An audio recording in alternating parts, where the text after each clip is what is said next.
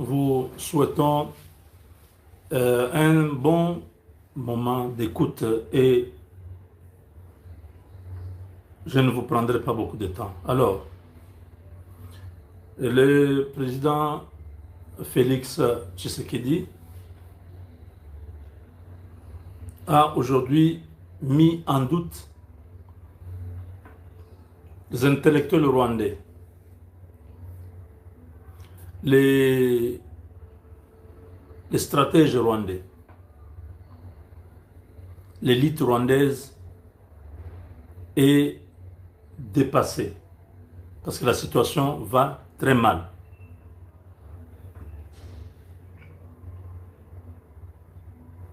Quand le président Tshisekedi prend le pouvoir, le climat était pas trop bon, mais c'était quand même relativement acceptable. Il y a eu le début qui était tumultueux, c'est-à-dire c'était un peu difficile, parce que Kagame voulait que Tshisekedi soit une marionnette, un pantin, quelqu'un qui va accepter, qui va dire oui à tout ce qu'il dit, parce que c'est lui qui dirigeait le Congo. Et il a fait savoir à Hippolyte Kanambe lors de la réunion que vous ne lui avez pas dit que l'Est, c'est moi. Ce qu'il dit, mais comment ça? Il dit oui, tout ce qui est à l'Est, ne t'en fais pas. Le gouverneur, les militaires, tout le monde, c'est moi qui gère. Félix a dit non, si vous voulez, on peut collaborer. Vous pouvez avoir davantage à l'Est, mais dire que non, c'est à toi, ça n'a pas de sens. Les entreprises rwandaises qui seront là, ils vont payer quelques redevances, tout ça, quelques taxes, des impôts. Pour Kagame, c'était l'insulte. Qui es-tu, Tshisekedi, pour me parler comme ça? C'était vraiment à couteau tiré. Bon, cet épisode est passé. Il a prêté serment. Félix Tshisekedi a invité Kagame à venir aux obsèques de Papa Etienne Tshisekedi. Tout allait bien. Les Bifor Bissel et les autres ont commencé la médiation pour trouver un cadre et signer des accords. Félix Tshisekedi a permis aux Rwandais d'avoir une autorisation nationale. Donc, tout le territoire congolais, c'était Rwandais qui devait desservir en termes de la compagnie aérienne. Les accords sur les minéraux. Kagame devait avoir beaucoup d'avantages sur certains minéraux à l'Est. Avec les Banrik à Namoya, au sud Kivu, avec Alpha Mine au nord Kivu, dans les Walikale, il y avait Rubaya, il y avait à peu près 4 ou 5 mines qui étaient à la disposition de Kagame. On leur a donné aussi un accord où il ne doit pas payer les taxes et les redevances minières. Tout ça, ça n'a pas suffi pour assouvir à sa soif de continuer à piller la RDC. Quand Félix Tshisekedi trouve que le gars n'est pas satisfait, il continue à chercher plus. Le président a dit non, ça ne va pas. Si c'est la guerre, alors nous allons à la guerre. C'est comme ça que la guerre va éclater. Au mois de novembre, je crois, 2021, jusqu'à aujourd'hui, 5 ans après, Kagame n'a pas franchi le Kivu. Il a fait 9 mois entre septembre 1996 et mai 1997. 9 mois. Ils ont conquis toute la République. Mobutu est parti. Mais là, ils sont à la 5e année. Ils n'ont pas franchi les 2 Kivu. Grâce au Wazalendo et au phare de ces patriotes. son agent, Hippolyte Kanambe, avait FCC, cache FCC, ça bardé. C'est des indisciplinés du FCC se moquaient du président à tout moment. Des pères de famille, hein, incapables de contrôler leur ego, incapables de gérer leurs sentiments désorganisés, désordonnés. Il se moquait de Tshisekedi, il faisait des déclarations à longueur de journée. Tambou Mwamba, Mabound, Janine Mabound, tous les gens là voulaient montrer que Tshisekedi n'a pas de pouvoir. C'est eux qui ont la majorité. Les jours que la majorité avait basculé, c'était la panique, la débandade. Hippolyte Kanambe a fui Kingakat. Il est allé chez lui, il a fui, il est allé à Lubumbashi. Il a fui Lubumbashi, il est allé en Zambie, puis l'Afrique du Sud jusqu'à aujourd'hui. Des êtres qui doivent vivre un enfer en étant sur la terre. Kagame a vu que tous les plans d'assassinat et tout ça, ça ne fonctionne pas. Il impose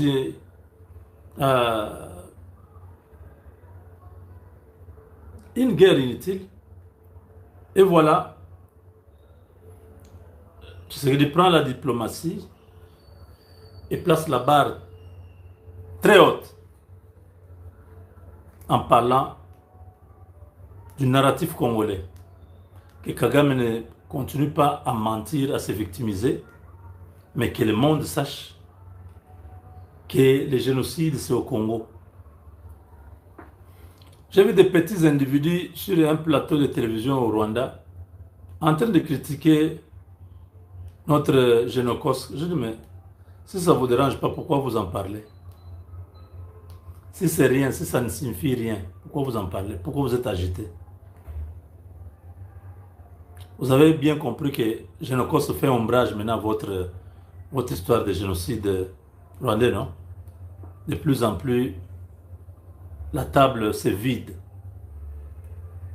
Personne n'a besoin de votre nourriture. Biakunu chelewa. Bina chelewa. Et tout libino. Génocide n'a bino beaucoup vous-même. Cette année, Kagame était seulement avec sa famille. Tous les Blancs qui venaient depuis 30 ans, depuis que Tshisekedi est au pouvoir, Tshisekedi a commencé à faire du bruit sur le génocide congolais qu'on appelle Génocoste. Personne ne parle encore du génocide rwandais. Tout le monde parle de la RDC. Kagame est malade. Il a piqué une crise de colère parce que Donald Trump parle des Congolais qui ont été tués avec des machettes. Vous imaginez? Ça dérange au point que toute une émission sur leur chaîne, ils se sont assis là pour dénigrer notre événement du génocide. Je dis, mais si ça ne vous dérange pas, pourquoi vous en parlez? Ils ont tellement minimisé ça. Je dis, qui même s'intéresse à ce que vous dites là? Moi, j'en parle ici pour vous répondre, vous dire que, monsieur, le génocide congolais, on l'a placé sous, on lui a donné ce caractère économique. Voilà. Il y a un coût. Les cost, c'est en anglais, ça veut dire coût. Les Congolais est en train de payer dur dans cette affaire pour les minéraux. Les femmes sont violées pour les minéraux. C'est un génocide économique. C'est pourquoi on parle du coût. Vous avez compris? Nous supportons un génocide à cause des minéraux. À cause des intérêts qui sont chez nous. Que vous cherchez. Ne dites pas génocide. C'est un concept qui parle du génocide et du coût du génocide. Le coût de ce génocide, c'est ça, les minéraux. À cause de ces minéraux-là, ça coûte la vie de nos compatriotes. Les coûts, la vie des Congolais est fauchée à cause des minéraux. Donc la mort des Congolais, l'extermination des Congolais a un coût. C'est les minéraux. Que le monde se lève, que le monde soit debout, que le monde écoute. C'est ceux qui gèrent cette histoire de Génocoste avaient une bonne campagne, une bonne communication, comme je l'ai dit hier. Ces individus allaient fermer leur bouche parce que ces gens-là ne savent pas ce qu'il faut dire pour que les gens comprennent. Oh non, Génocoste c'est quoi? Ça n'a même pas, c'est un concept qui n'a pas de sens. On vous a dit que le génocide rwandais a un sens. Ce sont les mêmes individus blancs qui ont donné un sens au mot génocide. Qui ont donné une définition. Qui vous a dit que ça doit rester statique, ça doit rester figé, ça ne peut pas évoluer. Tellement moins intelligents, des individus, des mauvais augures qui étaient sur les plateaux. Vous-même au Rwanda, vous n'avez pas de gens qui peuvent parler. Des gens qui peuvent être à la diapason de Moubenga. Seul, je suis en train de vous répondre. Des petits esprits, des petites âmes, avec un petit raisonnement un peu empirique et biaisé. Non, mais ces mots-là, ça n'a même pas de sens. Quand toi, tu ne comprends pas déjà ça, tu vas expliquer quoi aux gens? On vous dit que ce génocide-là, c'est sur les minéraux congolais. C'est pour, si le Congo était pauvre de ce côté-là, Kagame n'allait pas chercher cette terre-là. Vous avez compris? Imbécile comme ça. Donc, vous prenez les gens, vous commencez à manipuler les gens, vous racontez votre vie avec un mauvais français là. Vous pensez que c'est la terre de Somalie là qui est vide, qui a le Sahara là, était là où il y a le nord et le sud, que vous Kagame allait chercher cette terre là. Il vient chercher les minéraux. Les gens meurent à cause des minéraux.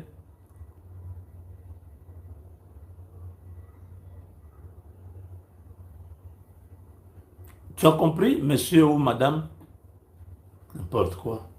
Non, voilà. La vidéo, attendez. Désolé la petite vidéo là. Je crois que beaucoup de gens avaient déjà suivi ça. Mais voilà moi. Ces individus mal appris,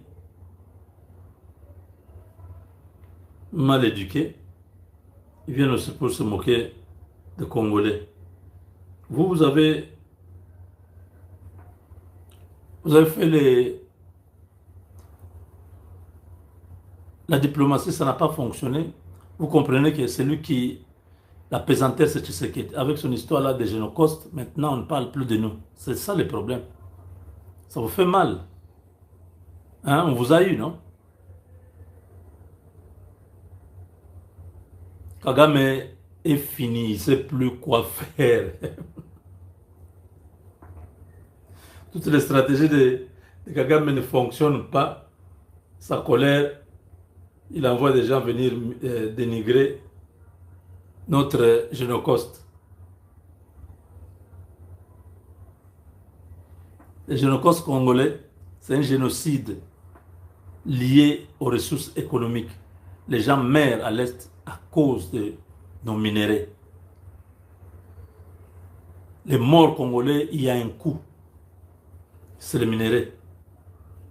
Pour prendre les minéraux du Congo, il faut tuer les gens. C'est ça le coût, le cost. Génocoste, ça reste un génocide qui est 10 fois, 20 fois plus que ce que vous avez connu au Rwanda. Au Rwanda, c'était, vous avez dit, les Hutus ont tué, ils ont fui vers le Congo. Mais ceux qui sont morts au Congo, ce n'est pas les Congolais qui se sont entretués. Chez vous, vous êtes entretués entre vous. Chez nous, c'est vous qui envahissez un territoire souverain. Vous venez tuer les gens. On vous demandera les comptes. Paul Kagame, tu n'iras nulle part. C'est une question de temps. Maintenant, là, ça va, tu y es là. Mais d'ici là, d'ici quelques jours, tu es fini. Et tous tes adeptes vont déchanter.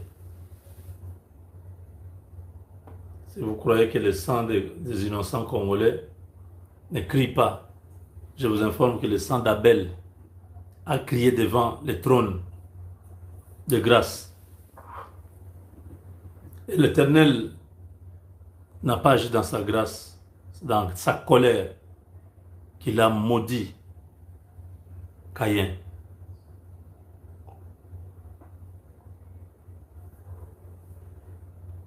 C'est-à-dire, tu seras vagabond et errant.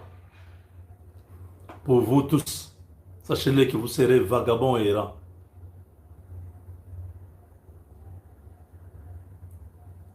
Parce que le sang de ces millions de personnes crie vengeance. Ils ne seront jamais tranquilles tant que justice ne leur sera pas rendue. Tant que vengeance ne sera pas faite. Ils vont continuer à crier devant l'Éternel.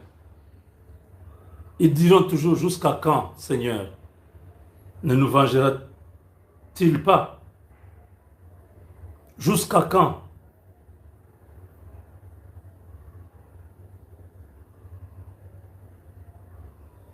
Donc, les Rwandais ont compris que le problème, c'est Tshisekedi.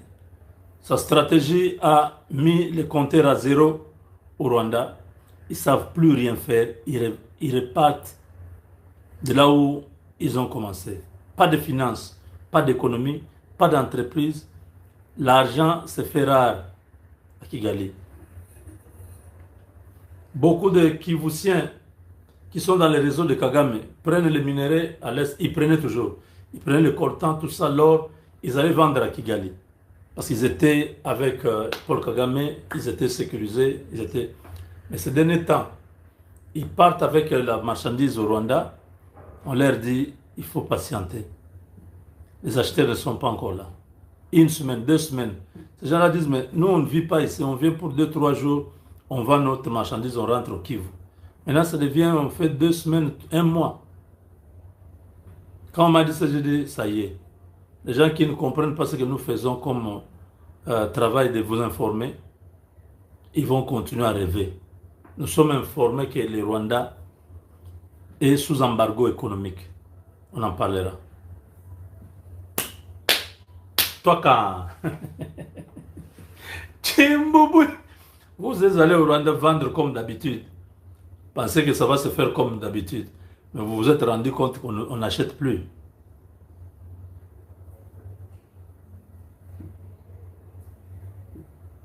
Avec Dieu, nous sommes vainqueurs. On se retrouve dans la deuxième partie.